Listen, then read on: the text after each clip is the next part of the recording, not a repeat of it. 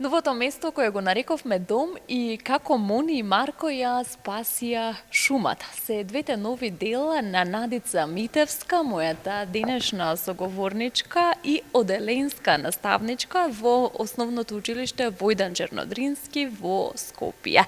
Многу ми е драго што токму за овие две нови дела посветени на најмладите, на дечињата, оние на кои што и вие им ја посветувате професијата и со кои што постојано се дружите со вашата професија, ќе проговориме токму во утринската на телевизија Алфа. Надица, ви благодарам што ја прифативте мојата покана. Како сте ова утро и ви благодарам што не примивте токму во училиштето Војдан Чернодрински. Ви благодарам на поканата и мило ми е што сте тука и поздрав до гледачите на телевизија Алфа. Новото место кое го нарековме дом излезе како прва книга ваша, за која што се случи и промоцијата, меѓутоа веднаш потоа излезе и како Мони и Марко ја спасија шумата во издание на издавачката куќа Збор. За втората книга не се случи се уште официјалната промоција, меѓутоа она кое што можевме да го забележиме, прекрасната промоција која што се случи за новото место кое го нарековме дом со многу дечиња токму овде во Војдан Чернодрински. Какви импресии носите од промоцијата? Промоцијата помина во одлична атмосфера, многу емотивна атмосфера. Со Емилија од издавачката куќа Збор се договоривме тука да биде промоцијата, затоа што е роман за деца и тоа е целната група на овој роман. Секако благодарение на директорката која што ни овозможи да го организираме сето тоа тука.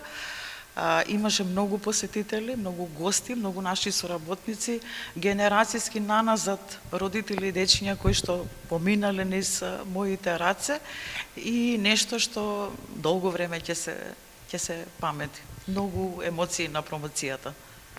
Токму така и многу дечиња и ваши ученици како реагираат, ете конкретно вашите ученици на сето она кое што го ставивте на листот хартија, токму посветено на дечињата, како литература за деца секако? Да, дечињата беа многу возбудени.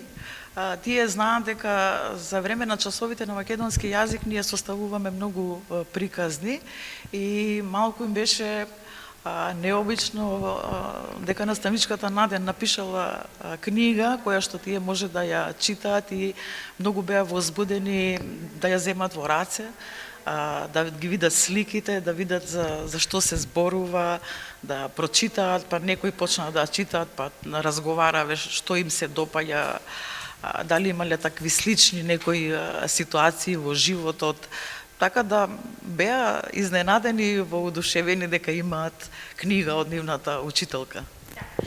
Зошто токму сега книга од учителката Нада, колку време тлееше идејата за да се почне да се пишува, односно од кога пишувате ете и зошто токму сега на листот хартија оставате литература за деца? Верувам инспирацијата и мотивацијата секако се децата со кои што се дружите постојано и во текот на вашата работа секако? Да.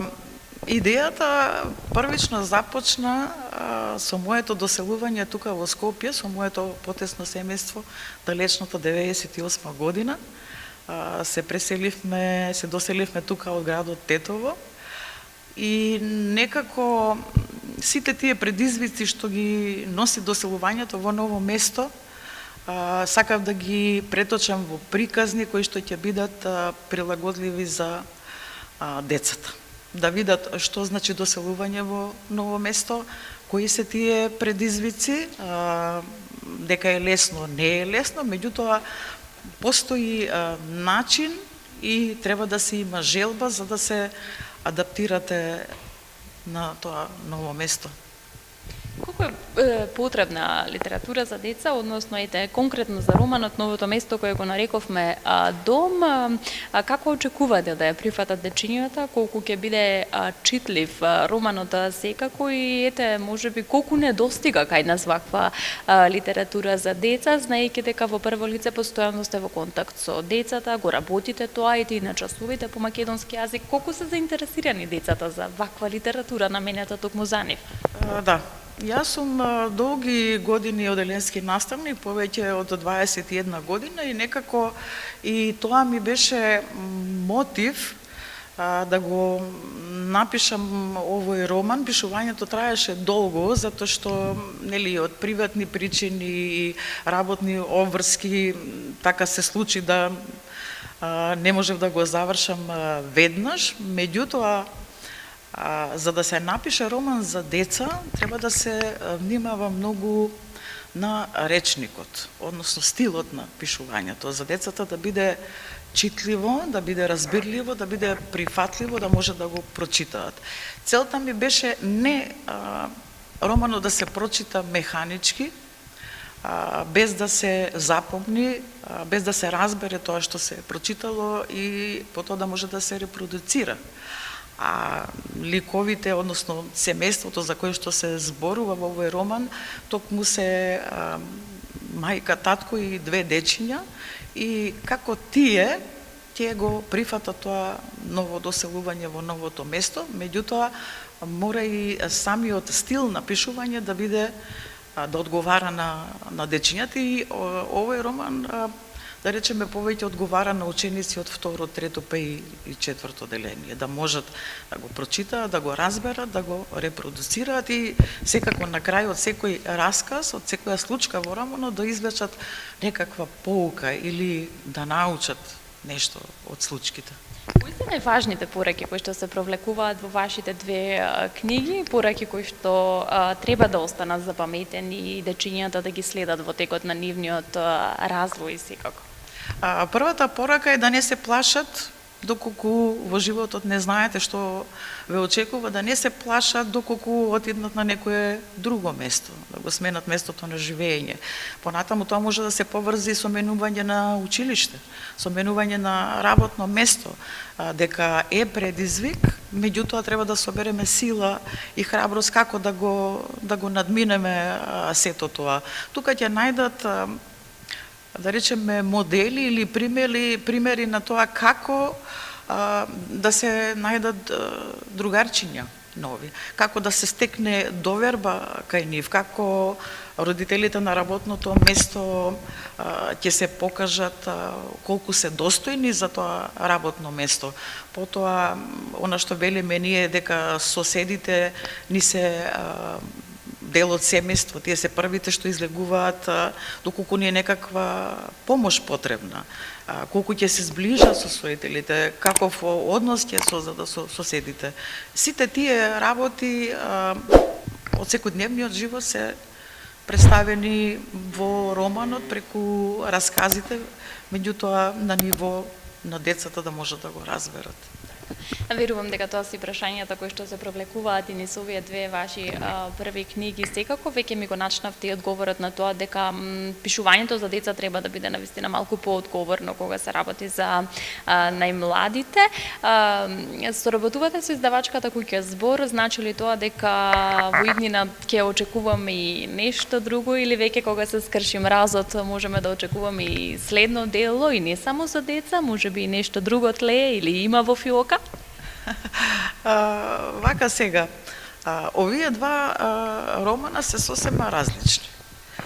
Преку издавачката куќа Збор со Емилија, додека разговаравме за издавање на овој роман, незиното мислење беше дека самиот роман носи некаква топлина, додека се чита, има убави пејзажи кои што децата може да ги замислуваат, бидејќи многу е важно за секој расказ дете да се направи сопствена слика како изгледа тој расказ, а останатиот роман, другиот роман е Како Мони и Марко ја спасија шумата. Тоа е роман со еколошко фантастична содржина, која ја издаде издавачката куќа Антолог. Тоа е веќе некоја друга тема, меѓутоа овие теми ги засегаат и децата, и нас наставниците, и родителите. Да се работи со дечињата уште од најмали нозе, дека секоја промена треба да се прифати, дека не е ништо страшно и дека не е ништо трагично и да изнајдеме сила и храброст да го надминеме тоа, додека другиот роман е дека навиките кај децата за здрава и чиста животна средина поттекнуваат или почнуваат прво од семејството, од најмали нозе. Потоа ние како наставници продолжуваме тука и со проекти, меѓутоа тие самите уште од најмала возраст почнуваат да учат што значи здрава и чиста животна средина, што е рециклирање, зошто е важно, како треба да се однесуваме кон шумите, кон природата, така да двете теми се различни. Не завршува тука пишувањето, може би ќе произлези некој роман за возрастни, ќе видиме, никогаш не се знае, затоа што